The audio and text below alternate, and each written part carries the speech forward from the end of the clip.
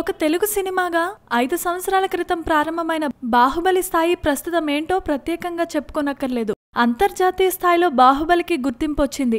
Hollywood స్థాయి cinema అంటూ ప్రశంసలు దక్కించుకుంది ఈ బాహుబలి. అంతటి గుర్తింపును తెచ్చుకున్న బాహుబలి సినిమా రెండో పార్ట్ ఈ నెల 28న ప్రేక్షకుల ముందుకు రాబోతున్నట్లుగా సమాచారం అందింది.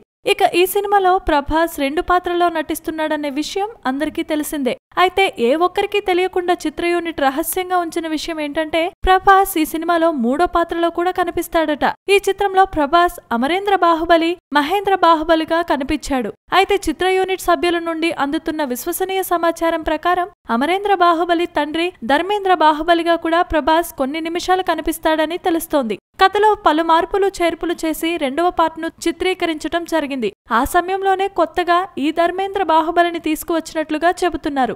ఇదే కనుక నిజమైతే ప్రేక్షకులకు మరింత పండుగే పండుగ. గత 2 సంవత్సరాలుగా బాహుబలి 2వ పార్ట్ కోసం దేశవ్యాప్తంగా ప్రేక్షకులు ఎదురు చూస్తున్నారు. Please subscribe. Hi, it's me Purna. Please subscribe.